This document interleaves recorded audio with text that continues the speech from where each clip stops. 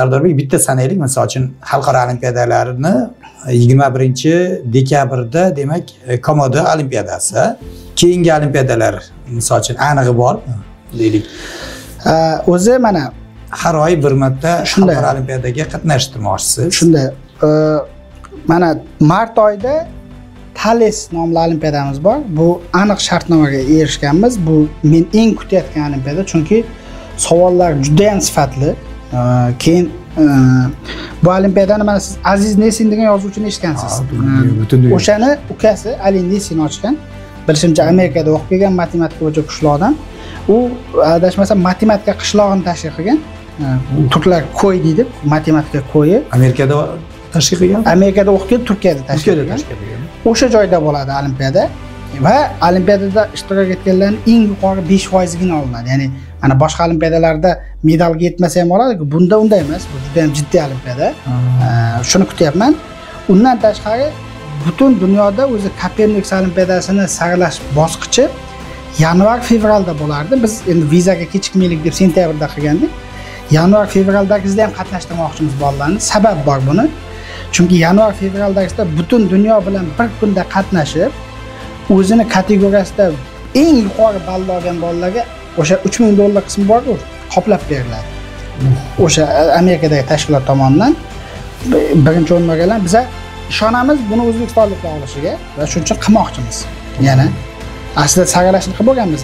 Boshqa tomondan ko'pchilik hali bexabar qolgani uchun ham ularga imkoniyat bo'ladi. Bu shunday. Undan tashqari olimpiadalarimiz bor. Bular endi to'g'risi nima deydi, syurpriz bo'la qolsin, o'quvchilarga yangi yilga e'lon qilamiz.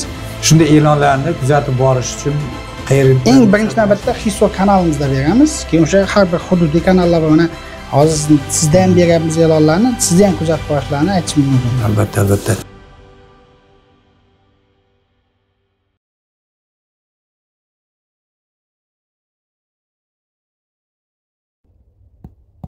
Assalomu alaykum aziz o'quvchilar. Demak, Komodo Mass Competition'da demak Dragon kategoriyasi, ya'ni 9-10 sinf o'quvchilarining kategoriyasiga berilgan savollarni yechimlari bilan tanishib boshlaymiz. Demak, boshladik. Xo'p, 21 nuqtadan nechta uchburchak tuzish mumkin? Agar ulardan 12 tasi bir to'g'risida, qolgan 9 tasi esa unga parallel to'g'ri chiziqda deyilibdi.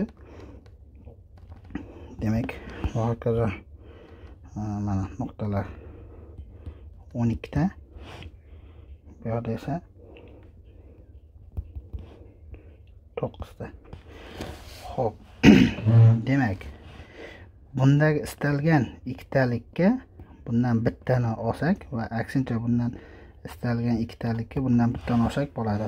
Demak, 9 dan 2 ko'paytirib 21 plus demak 12 dan 2 ko'paytirib 9 uzr bu 12.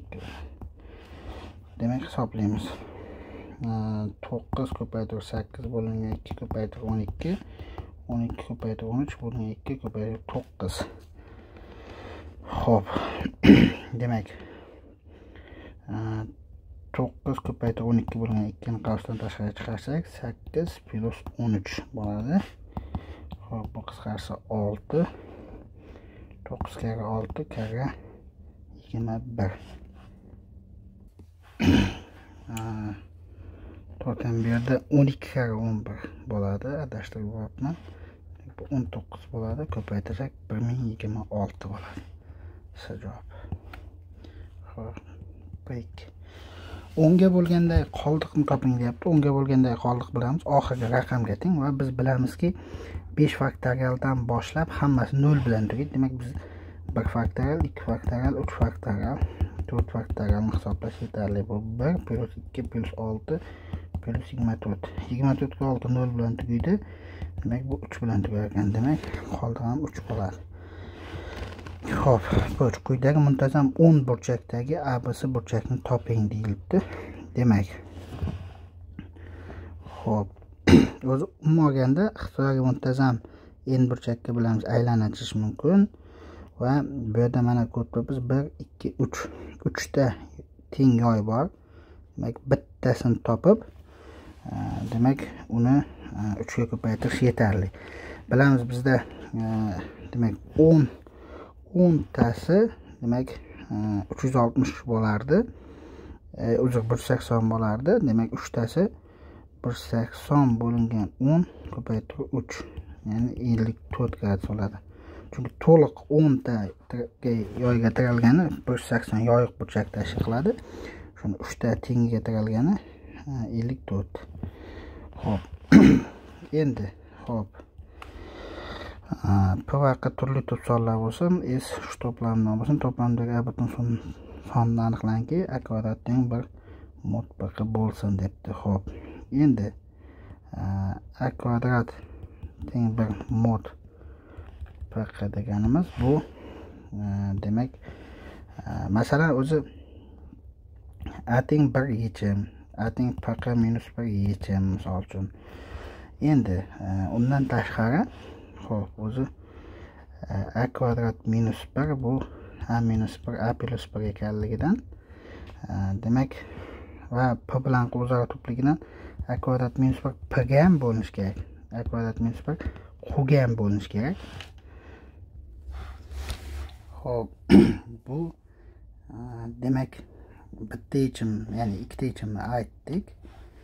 Xo'p, demak A minus 1 P ga, A plus 1 Q ga. Keyin xo'p,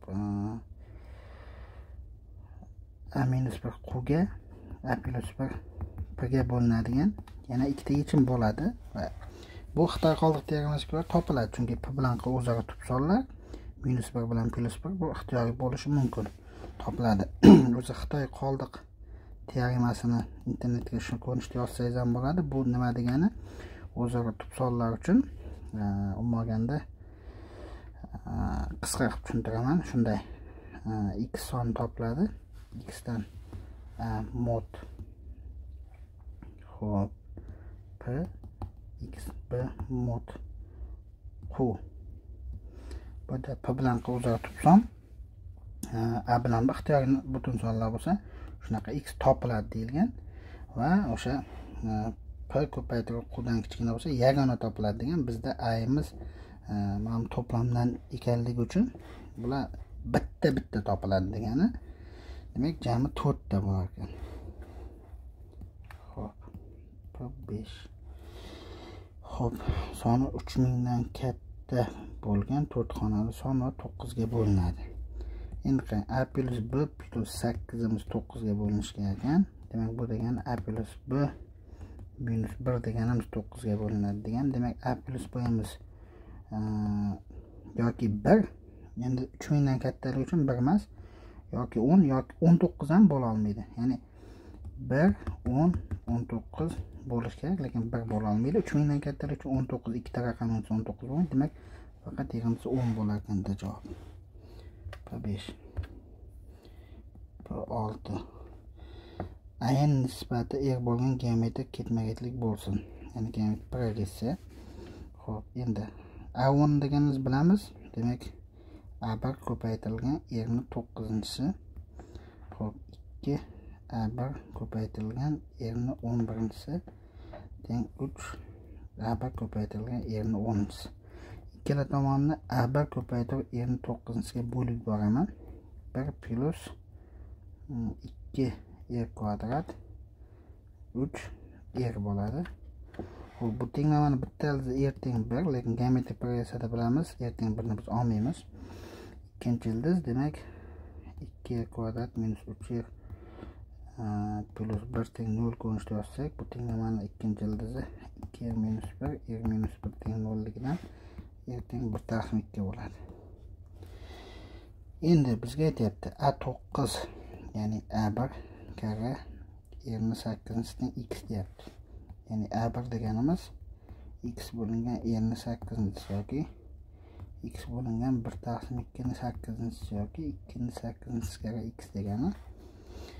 A 2026 esa A1 karra erni 2025. Demak, 2 ni 8 ko'paytirib 2 ko'paytirib 1 taqsim 2 ni 2025-si bu x taqsim 2 ni 2027-sini beradi. Bu javob. Xo'p.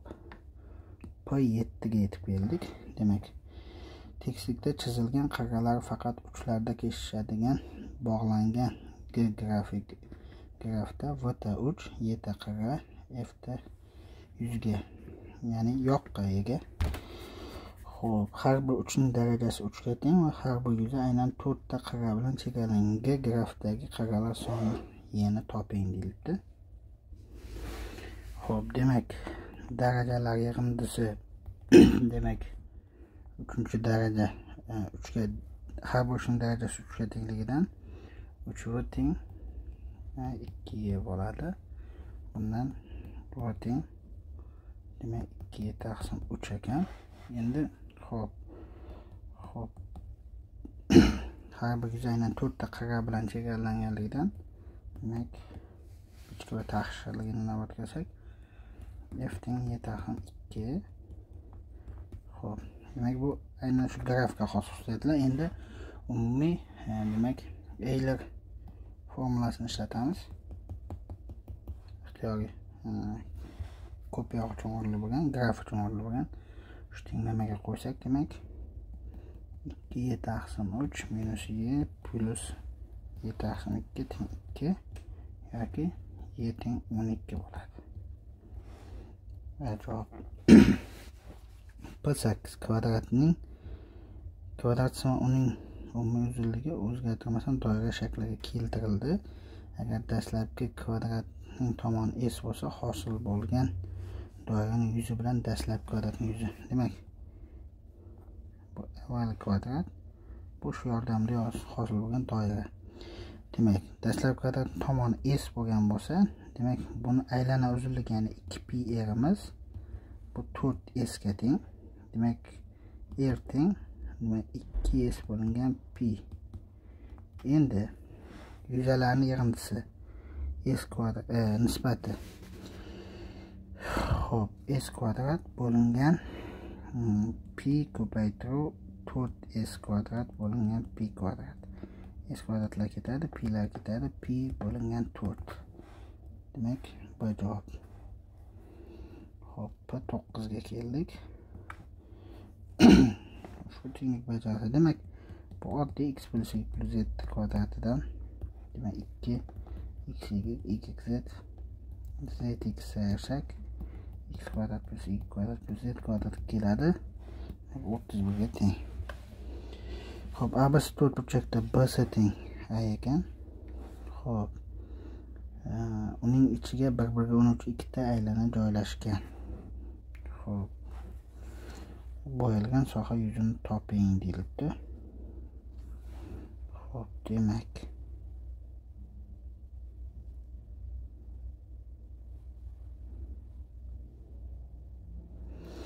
xo'p, bu agar b desak b bo'ladi. Xo'p, radiusi b bo'lyapti.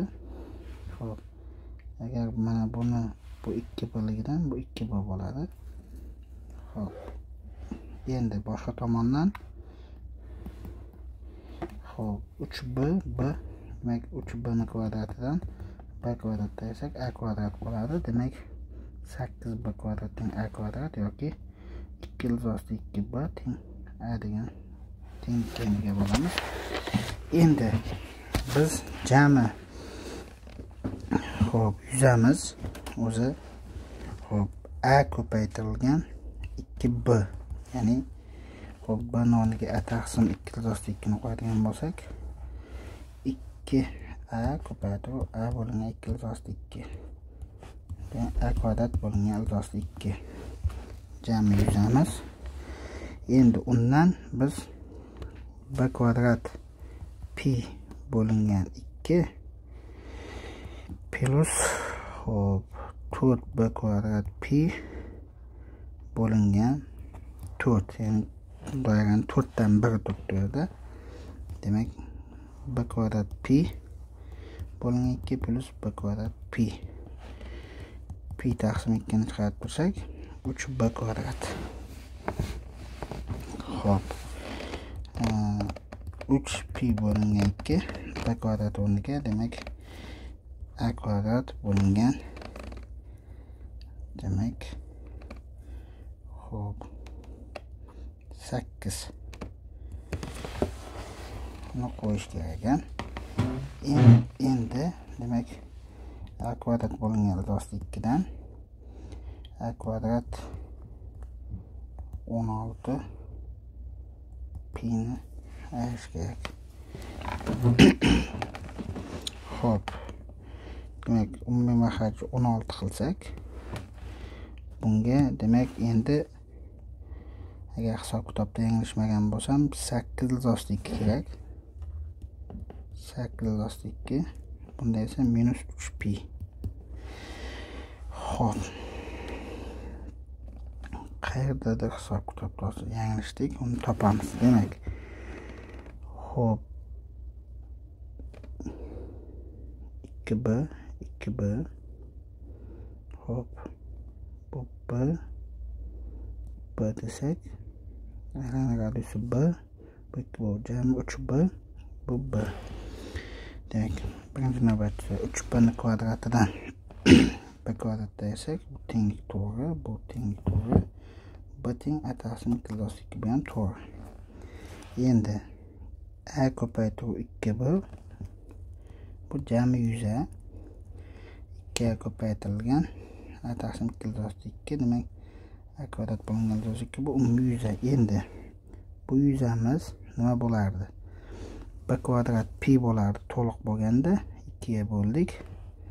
Xo'p, bu 100miz to'liq bo'lgan paytda 4 b kvadrat pi bo'lardi, lekin 4 ga bo'ldik.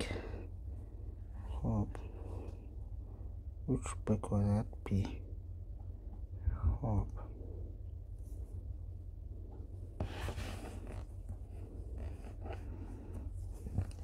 Hop. 3 pi kvadrat bo'lingan 2. B ni o'rniga mana buni qo'ysak, a kvadrat bo'lingan 8.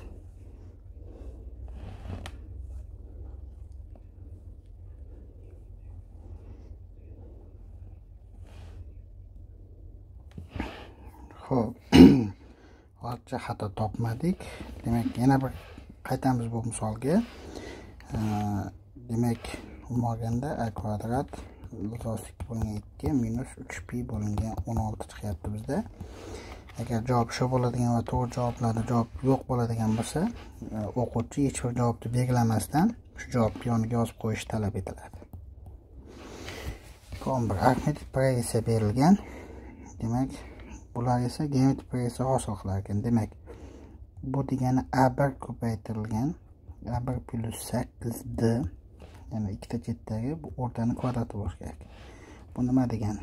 a1 plus 2d ni qavs kvadrati degan. a1 kvadrat 8a1d teng a1 kvadrat plus 4a1d plus 4d. Xo'p, plus 4d kvadrat. Demak, bular ketadi. 4a1d teng 4d kvadrat.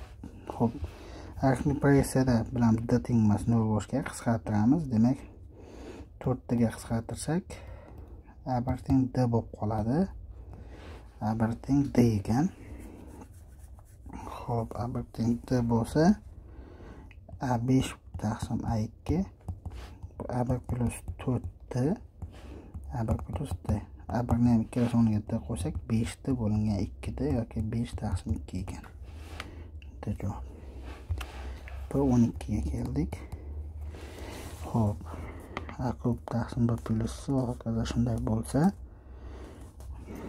xo'p, a kvadrat plus b kvadrat plus c kvadrat teng 1 bo'lsa, a kub taqsim b plus c b kub taqsim c plus a c kub taqsim a plus b so'rab. Endi qani biz buni bunday yozamiz. A ni 4-si ab plus ac, b ni 4-si bc plus ba, c ni 4-si ca plus cb. Endi bizda xo'p, T2 lemmasi deydi yoki T2 lemma deydi yoki bo'lganda Kashibunyakowskining o'zidan ham keladi mana. Xo'p, 3 ta son uchun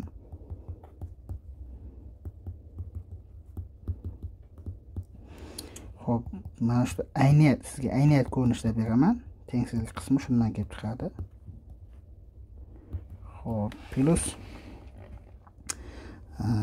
a(x minus b(x), az minus x, cx minus bz kvadrati degan tenglik bor.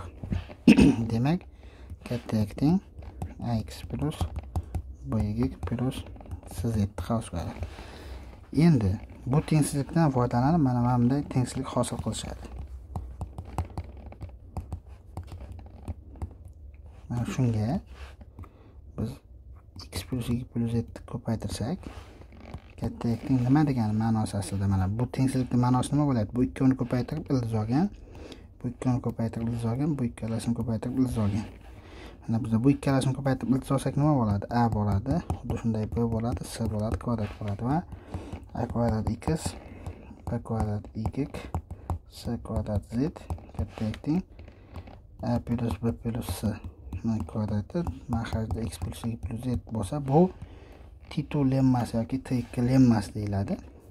Demak, mana shu tengsizlikni qo'yiladigan bo'lsak, demak, suratda a kvadrat b kvadrat c kvadratining kvadrati, pastda esa 2ab bc as. Xo'p, bu 1 taqsim 2ab bc as. Va bu 1 taqsim 2 dan katta X teng. Chunki mana shu yig'inda har doim mana shundan kichikroq teng. Bu oldingi misollarda ham ko'rsatganmiz. Demak, 1 taqsim 2 ekan. Tenglik a teng b teng c holda bajariladi. Xo'p, P13 ga keldik. Xo'p. Qarang, bunday holatlarda teng 18. Ikkala tomonga 1 ni qo'shasiz va chap tomon shu ko'paytuvchiga ajraladi. Buni 1 ko'paytirib 19 minus 1 minus 19 qilsak bo'ldi. Chunki o'rnini almashtirgan bu yerda rol o'ynamaydi. Demak, x teng 0, y teng 18 hol yechim bor. Ikkinchisi x teng minus 1, x teng minus 2, y teng minus 20 bo'lgan yechim ham bor.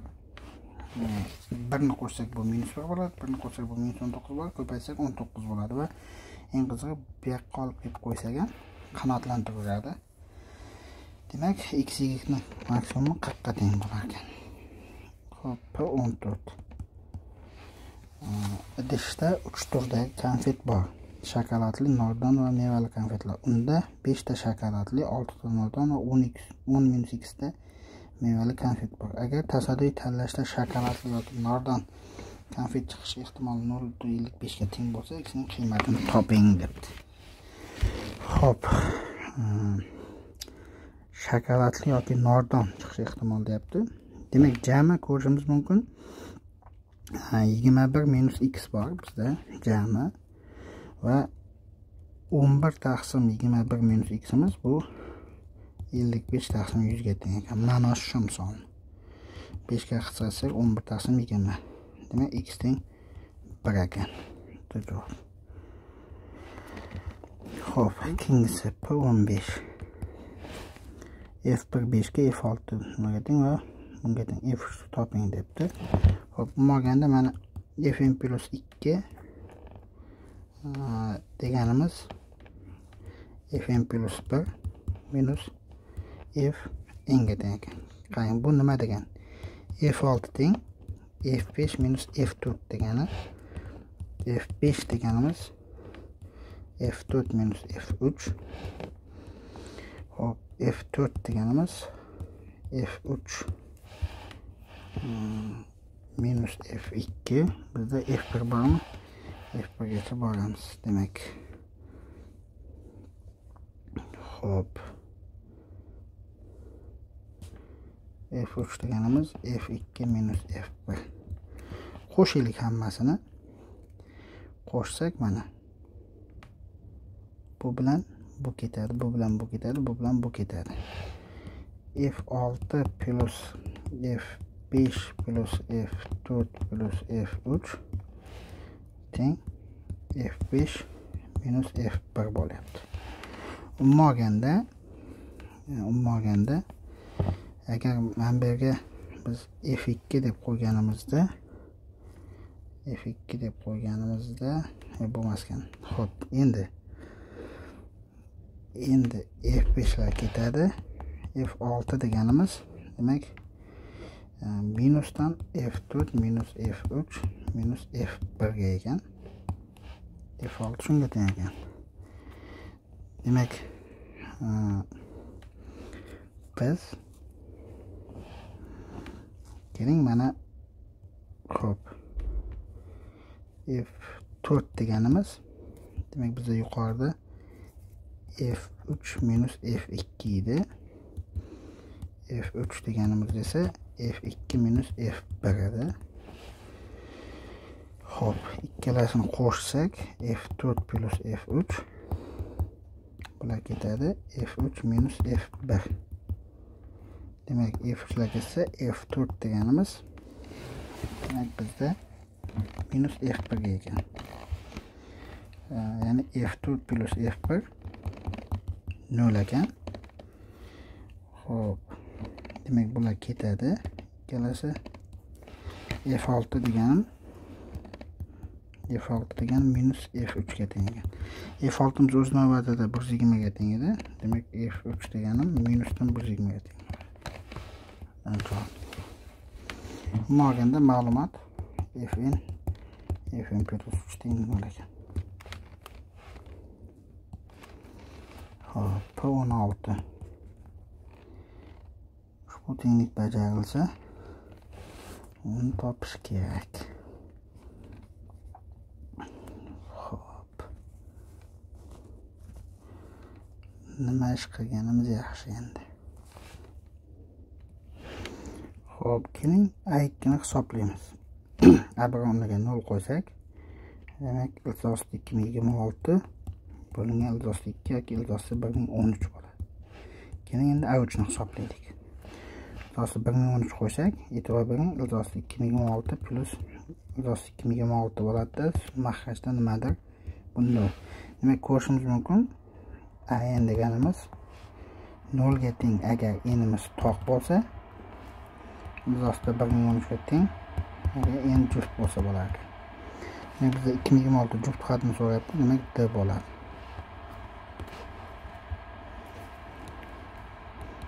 P17 ekledik. Xo'p. Bo'lsa sinus T plus kosinus T teng sinus kvadrat T plus kosinus kvadrat T. Tenglamani yechimlarini toping debdi. Bo'lganda sinus kvadrat T plus kosinus kvadrat T hardan 1 ga teng. Xo'p, endi biz buni kvadratga oshirsak, bu tomonda 1 plus sinus 2t hosil bo'ladi. Bu tomonda yana bir sinus 2t teng 0 ekan. Demak, yoki sinus t teng 0 yoki kosinus t teng 0. Xo'p, endi 0 pi oraliqda deyapti. Demak 0 pi oraliqda bo'lsa, yechimlar soni ilzosi k ga teng deyapti. Xo'p. Demak, bilamiz bu demak kosinusni bildiradi. Qachon kosinus 90 dan 0 ga teng. Demak, bog'liqda faqat bitta. Sinus qachon 0 ga teng? 0 da va 180 da. Xo'p. 0 da va 180 da.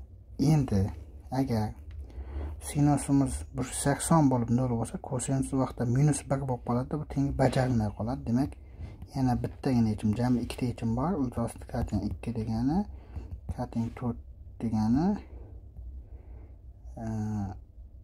tenglamaning yechimlar soni ilzosi k ga teng. 2 ga teng bo'lsa, k teng 4.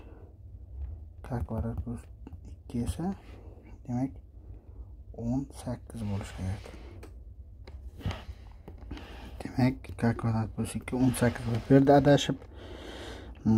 K teng 2 bo'lsa, k kvadrat plus 2 ni so'ragan bo'lib qolibdi. Demak, agar o'quvchilar demak javob yo'q deb turib 18 javobni yozsa, to'g'ri deb qabul qilamiz. Demak, P18 ga keldik. Xo'p. Radiusi r bo'lgan 3 ta bir xil qattiq shar gorizontal holatda bir-biriga yaqin joylashtiriladi va ular o'zaro tegib turadi. demak shu ko'rinishda bir xil shar ekan. So'ng shu 3 ta shar ustiga bitta qattiq konus qo'yiladi. Demak, konus mana shunday qilib, shundayki konus asosining aylana chizig'i 3 ta sharning eng yuqori nuqtasida ularga tegib turadi. Ya'ni urinadi. Agar konusning balandligi bo'lsa, konus hajmining 3 ta sharning umumiy hajmiga nisbatini toping debdi. Xo'p, demak, konusning eng yuqori qismiga tegib turibdi degani, demak bu aylana, demak mana bu muntazam uchburchaklar hosil bo'ladi, 2 shunga tashqi chizilgan aylana bo'lib qoladi bu. Demak, uni radiusi 2 taqsim 3.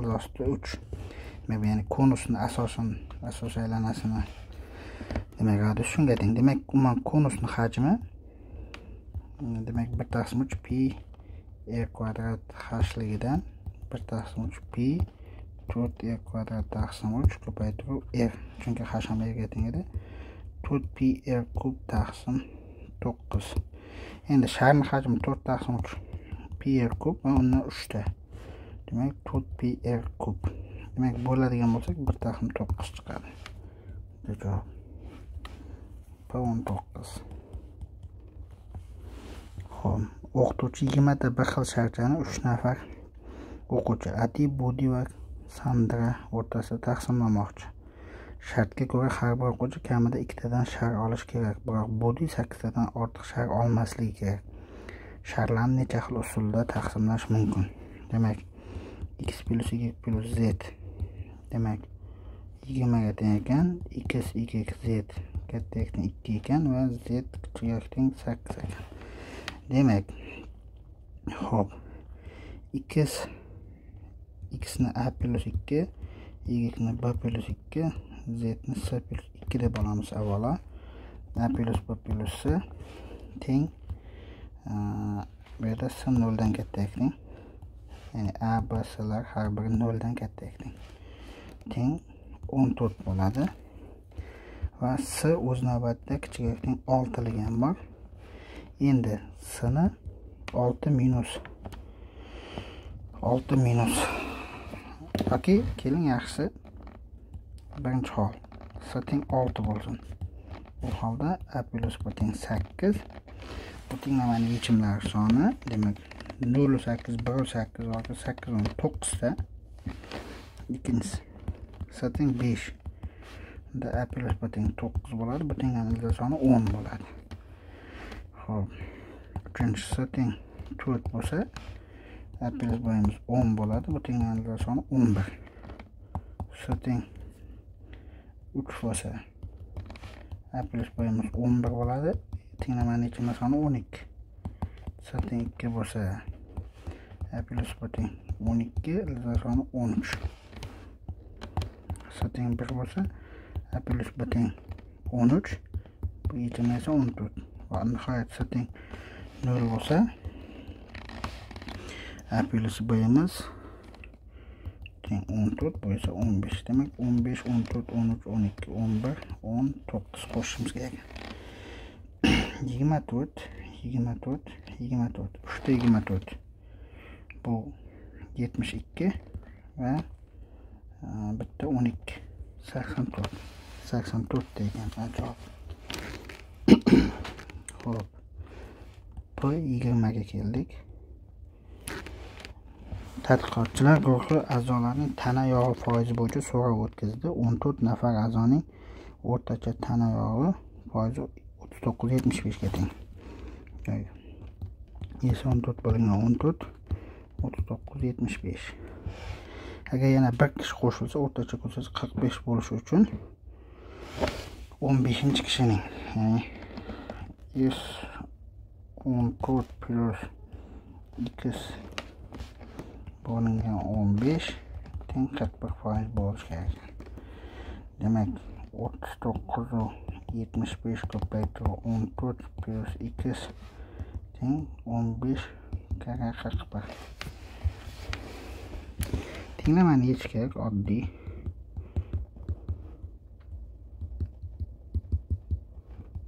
Men keling kalkulyatorda hisoblayman. Xo'p. 15 karra 41 minus 39 75 karra 14 58 yarim ekan. Bu javob. Xo'p. P21. Xo'p. 3 ta novvoy nonlarni xayriya qildi. Birinchi novvoy 3 ta, ikkinchi novvoy 2 ta, uchinchi novvoy 5 ta non berdi. Aytaylik, barcha nonlar bitta katta savatga solinganda, savatdan tasarruf olingan 3 ta nonning barchasi bir xil novvoy tomonidan tayyorlangan bo'lish ehtimoli 40 p ga teng. U holda p minus ayirmaning qiymatini toping debdi. Xo'p, o'zi umumiy nonlar 10 ta. Xo'p, demak, jami 10 ta non, 10 ta nonni 3 ta nonni tanlash usullari soni S13 10 faktorial 3 faktorial 7 faktorial 8 9 10 bo'lingan 6. Xo'p. Demak, 120. Endi 3 ta birinchi novvoydan 3 tadan 3 ta bo'lish ehtimoli 1, ikkinchi o'zi 2 ta noni bor, 3 ta ham undan bo'lish ehtimoli 0. Uchinchisi 5 ta nondan 3 tasini olish ehtimoli. Demak, 5 ko'paytirib 4 bo'lingan 2 bu 10. Jami 11 demak 11 bo'lingan 120. Bular o'zi qisqarmaydi shundoq ham. Demak, q minus, ya'ni p minus qayermamiz 109 ga teng. P22. Xo'p, ma'lumotlar to'plami uch tartib joylashgan 7 ta sondan iborat. Ma'lumotlar o'rtacha qiymati uning medianasiga teng ekanligi ma'lum. X ning qiymatini toping. Xo'p, demak, medianasi bu bo'lib turibdi bizda. O'rtachasi ham shu bo'lishi kerak. Demak, x teng.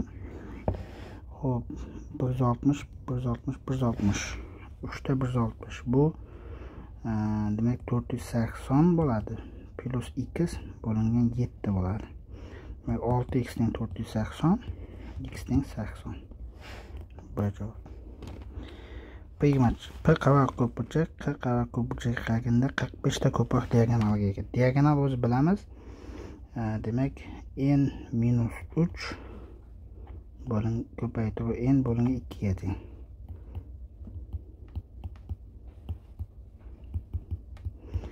Endi tomonlar soni 2 barobar ko'p ekan. N teng 2 ham ekan. Bo'lsa, p ko'pburchak nechta diagonalga ega debdi. Birinchi m ni topib olamiz. Demak, qo'yamiz o'rniga 2m 2m minus 3 m minus 3 teng 90 ekan. Demak, 4m kvadrat minus 6m m kvadrat plus 3m teng 90. 3m kvadrat minus 3m teng 90 yoki m kvadrat minus m teng 30. Xo'p, endi m teng 6 bitta yechim. Xo'p, 36 minus 6 bo'ladi. Ikkinchi yechim minus 5 bo'lishi kerak, lekin u bizda qanoatlanadi. M teng 6 bo'lsa, n teng 12. Demak, 12 ko'paytirib 9 bo'lingan 2. 6 ko'paytirib 9 54 ekan diagonallar soni. P24. To'g'ri burchakli abs uchburchakda AD va AM kesmalar moslashda BS gipotenuzaga tushilgan balandlik va mediana.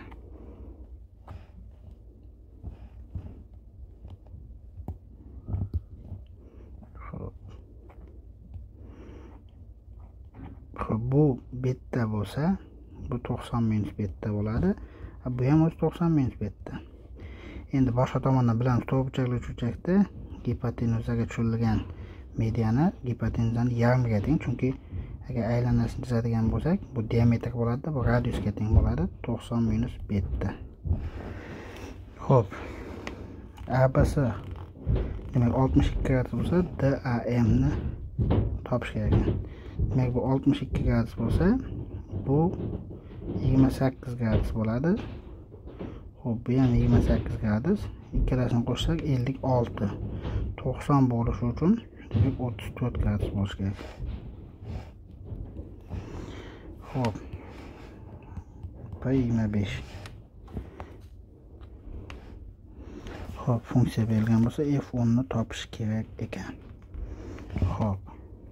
Keling, x ga ham y ga ham 0 bersak nima bo'ladi? f0 teng 2f0 bo'ladi. Bundan f0 teng 0 ga keladi. Endi xo'p. Endi xo'p.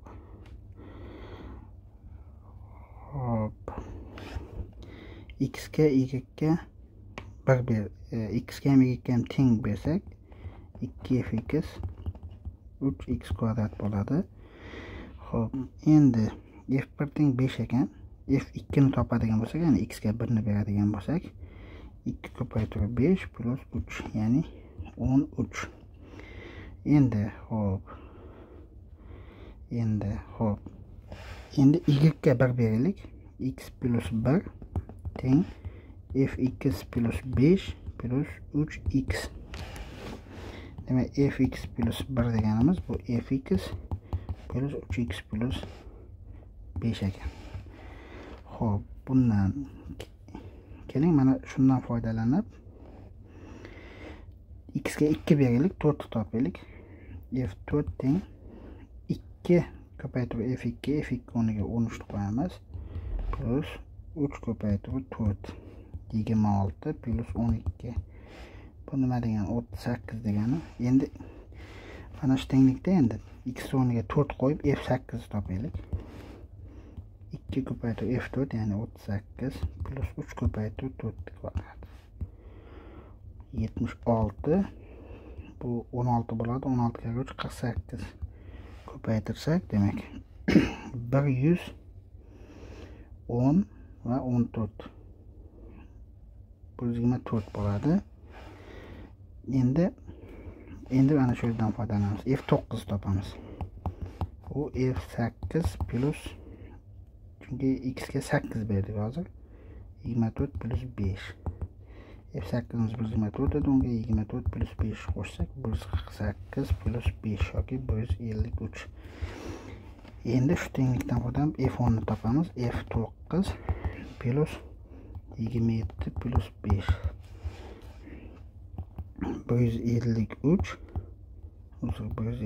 plus 27 plus 5 bu 180 bo'ladi. 185 ekan. Shu javob.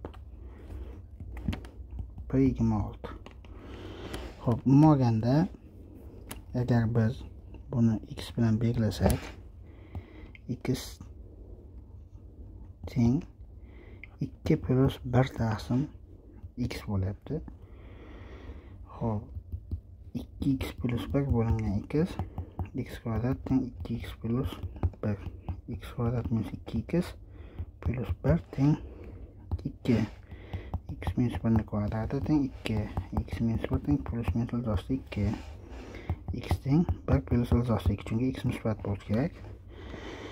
Demak, a teng 1, b teng 2. Ikkalasini ko'paytirsak 2, 4 ko'paytirsak 8. 27. ABC o'lchakda x nuqta AB tomonda A tomon joylashgan.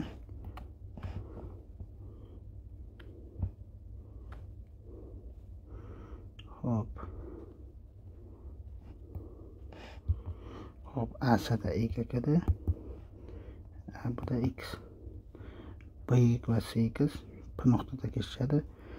BX bu uchburchakning yuzi 8 ga, CY bu uchburchakning yuzasi 6 ga, BC bu uchburchakning yuzasi 12 ga teng ekan. AX BY uchburchakning yuzini toping. Endi bu yerda har xil formulalar bor. Keling biz formulalarsiz yechishga harakat qilamiz. Demak, xo'p, avvalo mana shuni S deb olaylik. Xo'p. Qarang. Mana bu P nuqta edi. Bu S bizda bu yerda yuza ma'nosida S. Xo'p, o'zi SP bo'lingan PX SP bo'lingan P2 bu mana agar bunday asos tushiradigan bo'lsak, aslida SBPs bo'lingan SBHP bo'ladi. Demak 12 bo'lingan 8 yoki 3 bo'lingan 2. Xo'p. Demak buni 3 a desam bu 2 bo'lar ekan. Xuddi shunday mana bu 2b bo'ladi, bu b bo'ladi. Xo'p, shuni topish mumkin. Endi xo'p.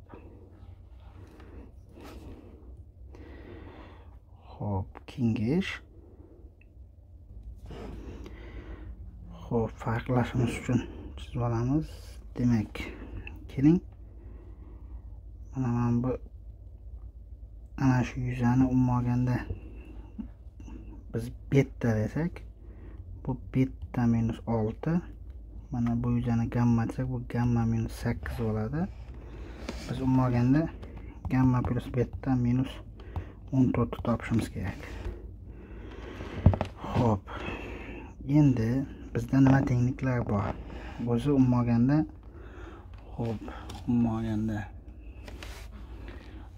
ax bo'lingan xb bu gamma minus 8 bo'lingan 8 ga, ya'ni gamma taqsim 8 minus 1 ga teng. Boshqa tomondan esa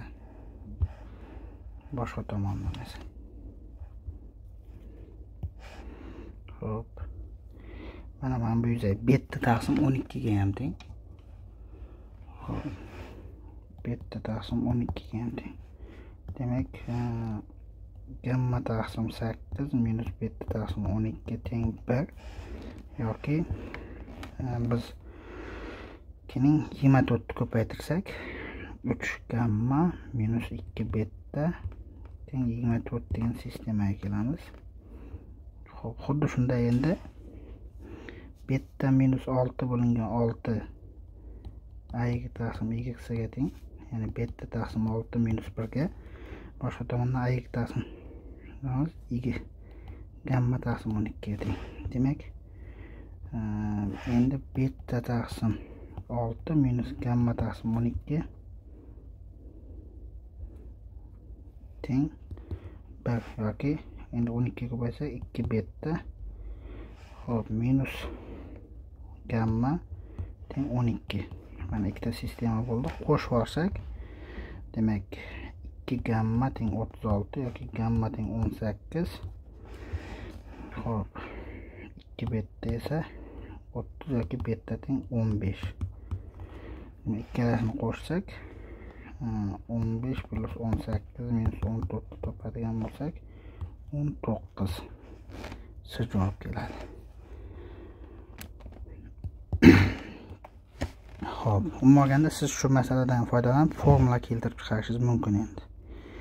Xo'p, P28 ga keldik. Xo'p. Bu formuladan nima qilamiz? Qarang. 2 cosinus kvadrat x minus 1 bu cosinus 2x beradi. Demak, har doim cosinus kvadrat x o'rniga cosinus 2x plus 1 bo'lgan 2 ni qo'yib daraja tushirishga o'rganing. Xo'p. Xo'p, bizda keling mana xo'p cosinus 40 plus 1 bo'lingan 2 cosinus 80 plus 1 bo'lingan 2. Xo'p, bu o'zi cosinus 120 plus 1 bo'lingan 2 mayli, shundan qiymatini bilamiz. Bu esa cosinus 160 plus 1 bo'lingan 2. Endi bizda hop mana qo'shsak 200, qo'shsak 200. Umuman o'zi cosinus x minus y deganimizni bilamiz. Cosinus x plus sinus x sinus y plus bo'lganda pastda minus bo'ladi. Demak, qarang. Hop. Har doim mana formulalarni yodlayman, keltirib chiqarib beraman. Cosinus a plus 1 nima bo'lgan bo'lardi? Bizda 2 kosinus a kosinus b bo'lgan bo'ladi. Demak, mana buni x desam, buni y desam, kosinus x plus kosinus y deganim, qarang, ikkalasini qo'shib 2 ga bo'lsam a kelib chiqadi.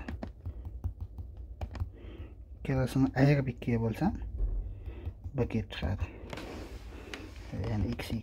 Demak, bizda kosinus 40 ga kosinus 160 qo'llaydigan bo'lsam, olganda mana plus 1 taqsim 2 plus 1 taqsim plus 1 taqsim 2 4 ta. Demak, 2 bor bizda. Keyin 1 taqsim 2 ni chiqaramanda kosinus 40 kosinus 160 ga 2 ko'paytirib kosinus 100 ayirsam 160 dan 40 ta 120 bo'ladi. 2 ga bo'lsam 60 kosinus 60.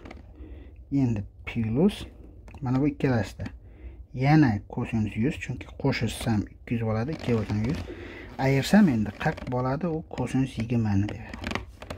Xo'p, demak davom ettiraman. Xo'p, mana bu ikkilar ketar ekan. Xo'p, 2 plus kosinus 60 imiz o'zi 1 taqsim 2 ga teng. Kosinus 100 esa, demak kosinus 100 imiz mayli, hozircha kosinus 100 deb yozib turaman. Kosinus 100 bo'lingan 2. Xo'p, plus bunda ham kosinus 100 bor. 100 bor. Ko'paytiruv, demak kosinus 20. Agar hisob kitobda yanglishmagan bo'lsam. Endi kosinus 100 deganim 90 plus 10 ligini inobatga olsam, kosinus 90 kosinus 10 minus sinus 90 sinus 10. Demak, bu minusdan sinus 10 ni beradi. Demak, qo'yamiz 2 plus. Xo'p, hech qayerda adashmadim degan umiddaman. 120 dan 80 ayirsam 40, 40 bo'lgan 2, 160 dan 40 ta ayirsam 120, 2 bo'lsam 60, to'g'ri, qo'shsam 200, 2 bo'lsam 100. Hammasi joyida. Xo'p.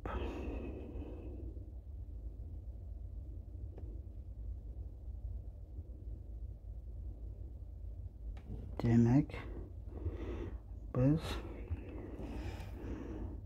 kosinus 100 chiqarib turaman. 1 taqsim 2 plus kosinus 20. 2 plus bu minusdan sinus 10 edi.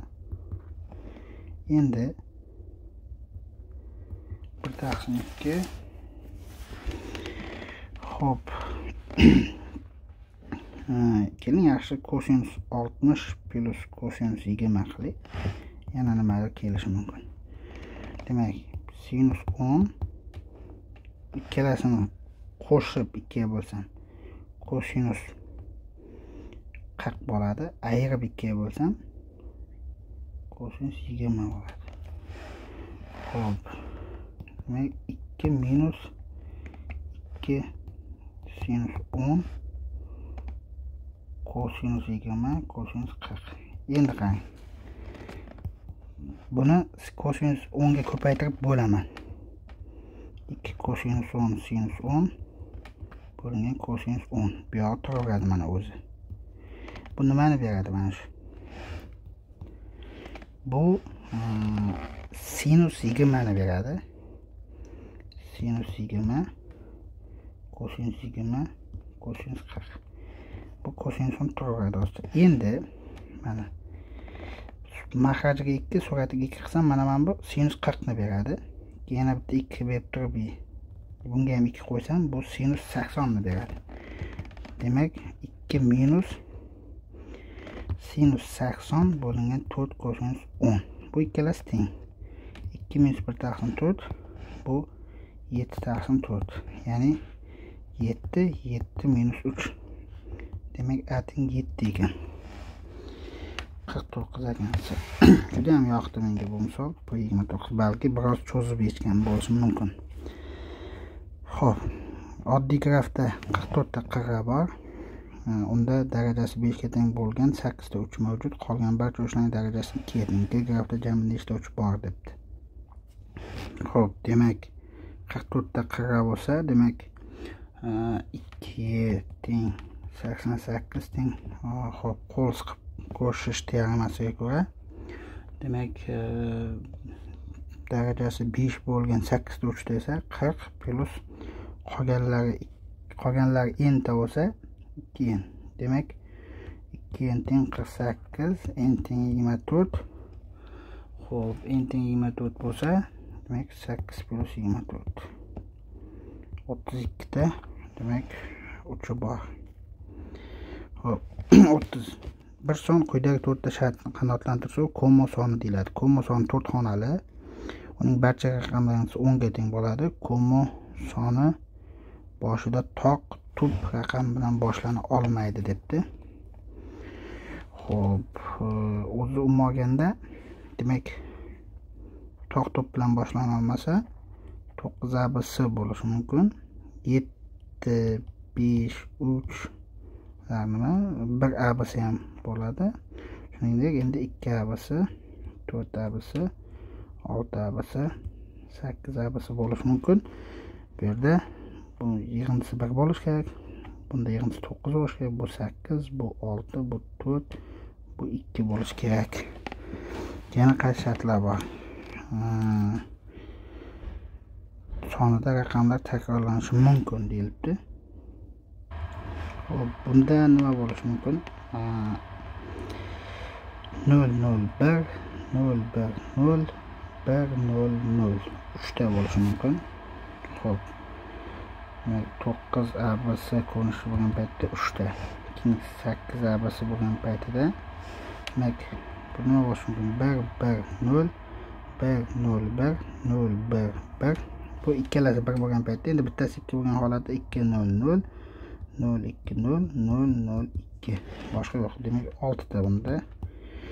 Endi 6 abs bo'lgan paytida, demak a plus b plus teng 4 bo'lishi kerak. Bunda moganda nomanfiy hamma son, o'zi bilamiz, n ta sonning yig'indisi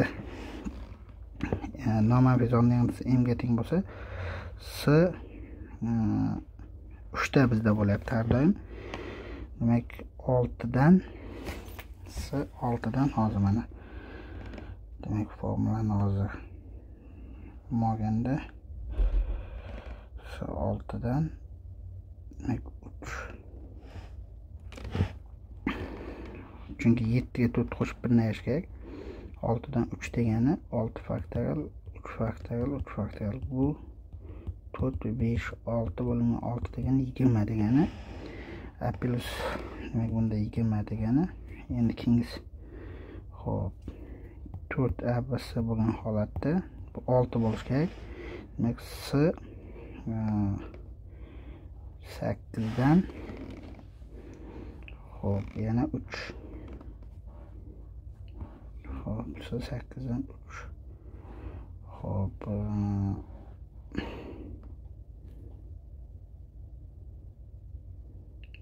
yoki adashdim.